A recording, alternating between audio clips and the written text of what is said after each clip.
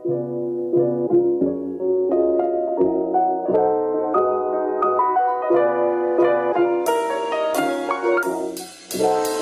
Joms Akut, bagaimana kabar Valentine kalian kemarin? Sabun masih utuh?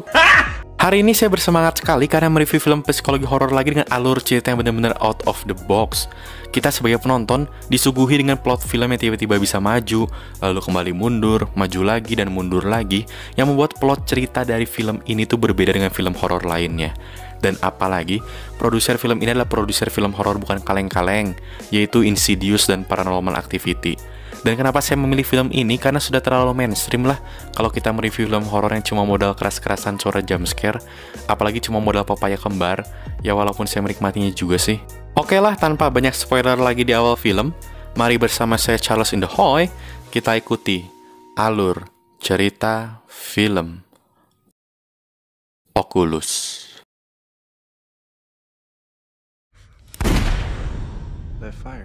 Film diawali dengan perbincangan antara seorang pria rupawan bernama Tim dengan dokter pribadinya bernama Dr. Graham. Mereka sedang membicarakan mengenai trauma psikis yang dialami Tim sejak kecil. Dr. Graham juga adalah pendamping Tim selama proses rehabilitasi, di mana Tim diharuskan tinggal di rumah sakit jiwa karena sebuah kasus yang menimpanya dulu. Scene berlanjut di mana Kylie, yaitu kakak perempuan dari Tim, sedang berkunjung ke acara lelang barang-barang antik. Di sana terdapat cermin yang merupakan cermin turun-temurun dari keluarga kerajaan Skotlandia, dan cermin itu dimiliki oleh keluarga Kylie saat beliau dan Tim masih kecil. Tim yang sudah diperbolehkan keluar dari rumah sakit jiwa langsung dijemput oleh Kylie, dan secara fisik kita bisa lihat bahwa mereka merupakan produk dari bibit yang sangat unggul. Di sebuah warteg Simpang 5, Tim dan Kylie sedang berbincang-bincang ringan setelah 11 tahun tidak bertemu. Kylie juga memberikan surat warisan bagian Tim, di mana mereka sekarang hanya hidup berdua tanpa orang tua. Dan tiba-tiba, Kylie mengatakan bahwa dia menemukan cermin saat mereka kecil. Dan inilah saatnya untuk mewujudkan janji yang mereka buat dulu. Scene berpindah saat 11 tahun lalu, di mana keluarga mereka sedang berpindah ke rumah baru. Perempuan tersebut merupakan ibu Tim dan Kylie bernama Mary. Tim dan Kylie merupakan saudara yang sangat akur. Terlihat sebuah cermin antik dimasukkan ke dalam ruang kerja ayah mereka yang bernama Alan, karena memang Alan suka mengoleksi barang-barang antik. Mary dan Alan terlihat sangat bahagia dengan rumah baru mereka.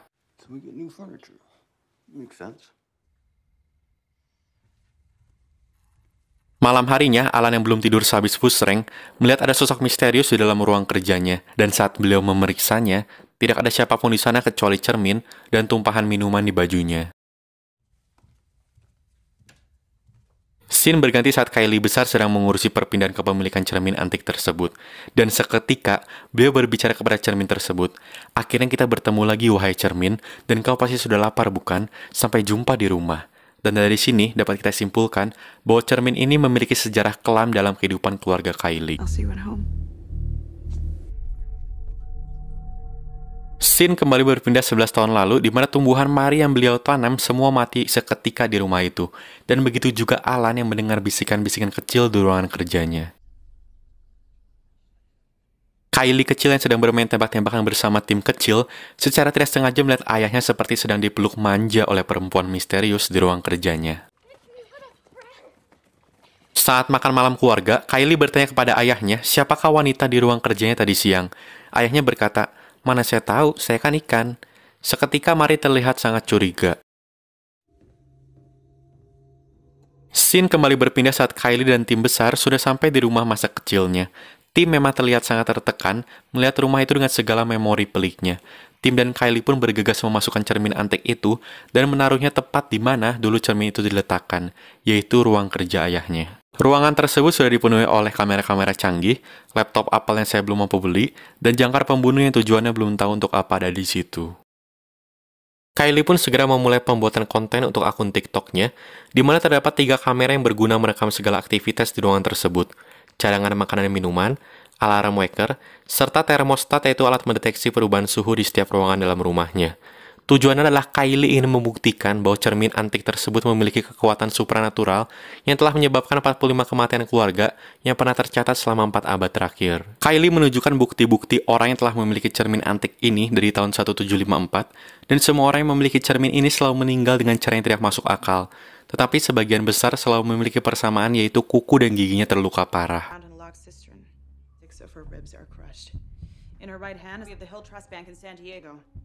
Dan terakhir, Kylie menunjukkan foto ayah dan ibunya di mana mereka dibunuh di rumah tersebut. Dan sesuai laporan polisi, Mari dibunuh oleh Alan dan Alan dibunuh oleh Tim. Tetapi Kylie yang membuktikan bahwa keluarganya tidak bersalah, dan itu semua adalah pengaruh dari kekuatan supranatural dari cermin tersebut. Kylie menunjukkan bukti bahwa cermin ini tidak pernah bisa dihancurkan. Saat ada orang ingin menghancurkan cermin tersebut, akan selalu berakhir dengan bunuh diri, dan jelas cermin ini mampu mempertahankan dirinya. Kylie pun menjelaskan bahwa jangkar ini berguna untuk mengetes apakah cermin itu sanggup mempertahankan dirinya apabila jangkar pembunuh ini nanti dilepas secara tiba-tiba. Scene kembali di mana Alan sedang berada di ruang kerjanya. Beliau melepas Hansaplast yang terpasang di jarinya, tetapi Hansaplast tersebut kembali terpasang.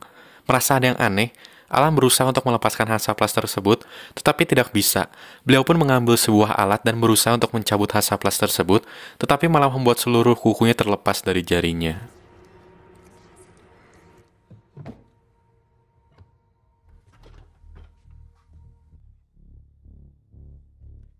Alan memanggil Tim dan Kylie kecil, di mana beliau menegur mereka karena telah bermain-main di ruang kerjanya, dan menyuruh mereka untuk jangan merusak tumbuhan ibunya. Mereka pun berkata bahwa bukanlah mereka pelakunya, dan mereka tidak pernah bermain di ruang kerja ayahnya. Kylie menaruh beberapa tumbuhan hidup di seluruh ruangan, dan juga seekor anjing untuk eksperimennya. Scene kembali berpindah di mana Mary memaksa Alan untuk menyimpan pistol karena Kylie suka melihat ada orang misterius di ruang kerjanya. Walaupun berat hati, Alan pun menerimanya. Mendengar ada ejekan jahat, Mary bertanya kepada Alan, "Apa yang kau katakan barusan?" Alan dengan santuy menjawab, "Tidak ada." Malam harinya Mary terbangun dan pergi ke ruang kerja Alan dan mendengar ada suara perempuan di dalam. Anehnya, pintu juga terkunci. Seketika Alan yang membukanya bertanya, "Ada apa?" Mary yang curiga langsung memarahi Alan. Dan Alan seketika emosi karena ia hanya bekerja dan tidak ada siapa-siapa di sini. Esok paginya, Alan pergi karena ada pertemuan dengan klien sampai sore. Beliau menyuruh kedua anaknya untuk tidak masuk ke ruang kerjanya. Malam harinya, Kylie dan Tim terbangun karena mendengar orang tuanya bertengkar hebat. Mary pun meminta maaf kepada Kylie, dan Kylie bertanya, apakah karena perempuan tersebut kalian menjadi bertengkar? Scene kembali berpindah di mana Tim dan Kylie besar sedang bertengkar hebat.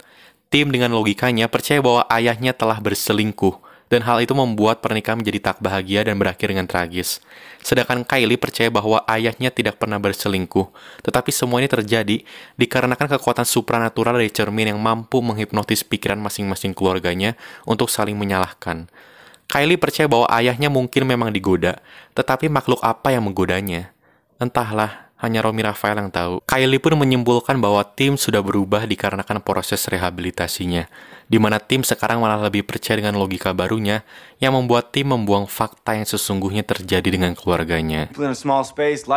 Tim yang emosi segera membebaskan anjingnya dan mengatakan eksperimen ini adalah kesia-siaan Kylie, dan mungkin lu lagi gabut aja, dan cermin itu adalah cermin make up biasa. Go someplace else and let's go turn off those cameras. Disarm that anchor.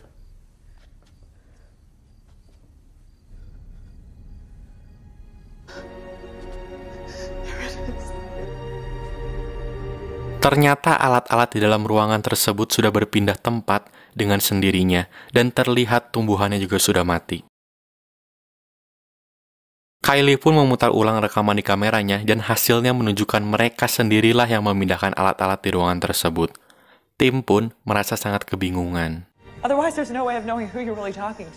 Kylie juga melihat tumbuhan di luar ruangan tersebut ikut mati seketika. Tim yang ketakutan seketika berusaha menelpon dokter kejiwaan yang di luar rumah. Tetapi, dia tiba-tiba kembali di dalam rumah. Tim yang kebingungan dijelaskan oleh Kylie bahwa dia berjalan sendiri ke dalam rumah. Sungguh genjutsu yang sangat kuat dari cermin tersebut. Scene kembali berpindah saat Kylie dan tim kecil sedang rebahan di rumahnya. Kylie melihat bahwa ibunya sedang menatap kosong ke arah cermin. Mary berkata kepada anak-anaknya bahwa beliau tidak tahu di mana Alan berada sekarang, dan meminta Kylie untuk menjelaskan sosok perempuan yang dia lihat di ruang kerja ayahnya. Kylie mengatakan dia sudah lama tidak melihatnya, tetapi Tim tiba-tiba mengatakan kalau dia melihatnya kemarin malam di ruang kerja ayahnya. I think she lives there.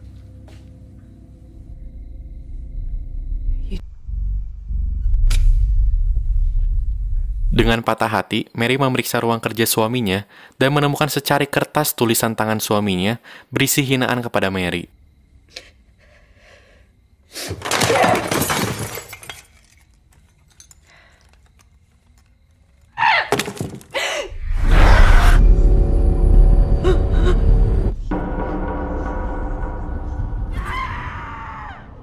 Kylie dan Tim yang mendengar suara teriakan ibunya seketika berlari ke ruang kerja ayahnya dan menemukan Mary yang sedang menangis.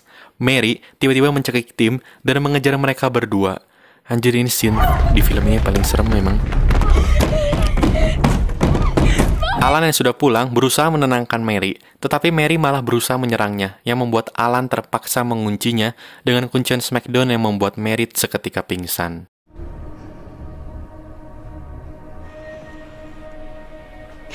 She's gonna be alright, just please go back inside. I have an emergency with my wife.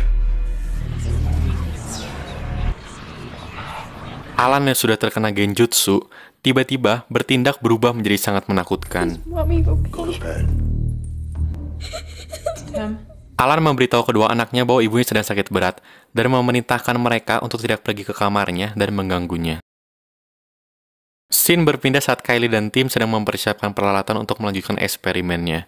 Kylie yang sedang berusaha menyalakan lampu sorot, tiba-tiba tidak sengaja menggigit bola lampu, dan seketika membuat mulutnya terluka. Tetapi itu hanyalah sebuah genjutsu yang hampir menghipnotis dirinya. Kylie pun meminta dari sekarang, dirinya dan Tim harus selalu bersama. Scene kembali berpindah saat Kylie dan Tim melapor ke ayahnya bahwa makanan di rumah sudah habis, dan mereka butuh dokter pribadi untuk mengurusi ibunya. Tetapi Alan hanya menatap cermin itu dengan tatapan kosong. Cacing di perut dirasa sudah keroncongan, Kylie pun memilih untuk bilang kepada ibunya, walaupun hal itu dilarang oleh Alan. Dan tiba-tiba,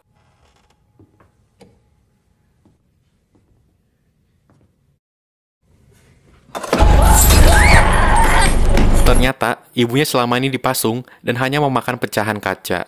Alan yang naik darah segera memarahi Kylie dan Tim dan menghukumnya tidak boleh keluar rumah satu jengkal sekalipun. Kylie secara diam-diam menelpon tetangganya untuk datang ke rumahnya dan berpura-pura untuk menanyakan kabar ibunya. Tetapi Alan mengatakan bahwa Mary baik-baik saja dan itu hanyalah tingkah badung seorang anak kecil. Seketika itu pun tetangganya pulang. See ya. Take care.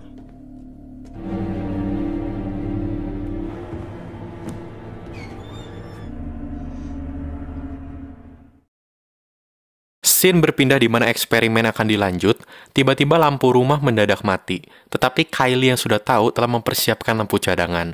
Kylie pun melihat beberapa pecahan persis seperti saat dia kecil, tetapi dia yakin bahwa ini hanyalah sebuah ilusi dari Madara Uchiha. Dan tiba-tiba,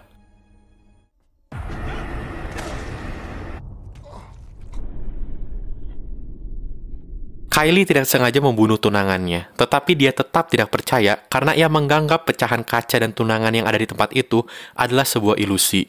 Dan tiba-tiba lagi, Kylie menyadari bahwa itu bukanlah ilusi, dan Tim menyuruh Kylie untuk keluar dari rumah dan menelpon rumah sakit untuk meminta ambulans. Hello? I need police and help is coming. We're okay. Michael. Tiba-tiba lampu rumah menyala dan mereka melihat bayangan mereka di dalam rumah. Tetapi Tim mengatakan bahwa itu hanyalah tipuan agar Tim dan Kylie kembali masuk ke rumah.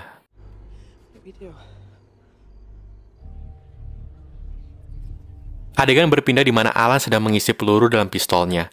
Kylie dan Tim kecil berencana untuk menghancurkan cermin itu, tetapi mereka malah menemukan sosok perempuan yang mengusirnya dari ruang kerja ayahnya.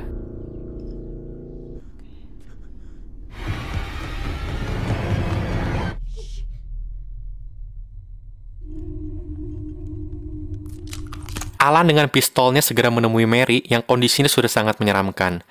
Dan seketika membuka rantai yang mengikat leher Mary. Dan tiba-tiba,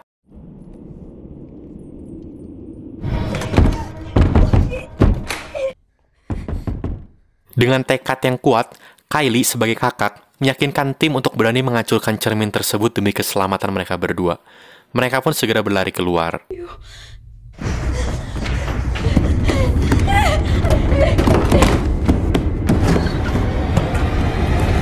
Kylie berhasil keluar dari rumah dan langsung bergegas mencari jendela ruang kerja ayahnya, dan tiba-tiba malah melihat sepasang bayangan entah itu siapa, dan terdengar suara tembakan dari dalam rumah.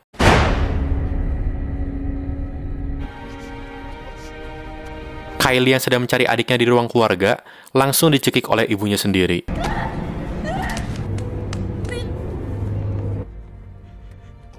Tetapi memang cinta seorang ibu tidak bisa dikalahkan oleh apapun, bahkan Genjutsu Madara Uchiha sekalipun.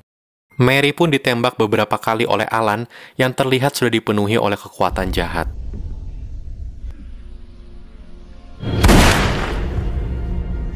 Kylie dan Tim yang belum menyerah langsung berusaha menghancurkan cermin tersebut dengan stick golf ayahnya. Tetapi hal itu adalah percuma. Alan datang dan seketika mengatakan bahwa beliau adalah iblis dan iblis adalah beliau. Tim dengan secerca keberanian memukul tangan ayahnya yang membuat pistolnya terjatuh, tetapi Alan langsung mencekik Kylie. Tim pun menyuruh ayahnya untuk berhenti dengan menodongkan pistol kepadanya. Beliau pun melepaskan cekikan dan berlutut di hadapan anaknya. Sudah sadar, Alan pun mengatakan, "Larilah." Dan beliau menembakkan pistol tepat ke dadanya sendiri. Dan tiba-tiba, terdapat arwah yang belum sikat gigi mengumpul di depan mereka dan mengatakan, Scene pun kembali berpindah saat tim besar berada di ruang kerja ayahnya sambil mencari Kylie, dan tiba-tiba...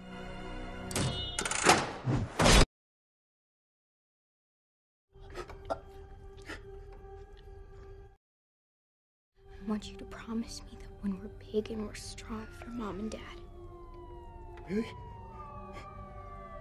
we have to kill that thing. I promise. Kylie! Kylie!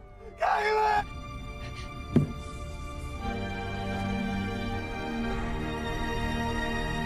Tim tidak sengaja membunuh tetehnya sendiri karena ilusi dari cermin tersebut, dan janji yang ia ikrarkan bersama Kylie tidak akan pernah terwujud untuk membunuh iblis dalam cermin tersebut.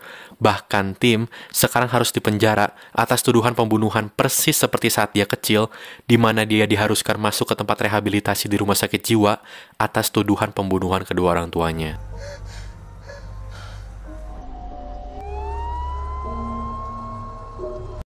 Film pun selesai.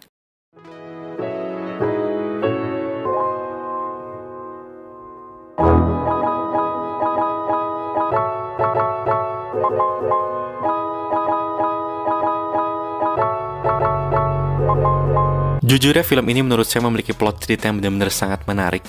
Salah satu film yang saya rekomendasikan untuk Anda tonton secara langsung dan full. Karena kalau secara lihat reviewnya saja, masih kurang greget gitu ngerasain sensasi plot dari film ini yang benar-benar unik banget. Jadi inti yang bisa saya bagikan dari film ini untuk Anda, yaitu berhati-hatilah menggunakan cermin di rumah Anda, terutama cermin untuk make up. Karena kasihan cerminnya kalau tiap hari harus ngeliatin muka Anda. Kukira Odading Mang Oleh, ternyata Odarling My Only. Sekian review film saya pada hari ini, dan saya Charles in the Hoy. Sampai bertemu di video selanjutnya kalau masih ada yang mau nonton.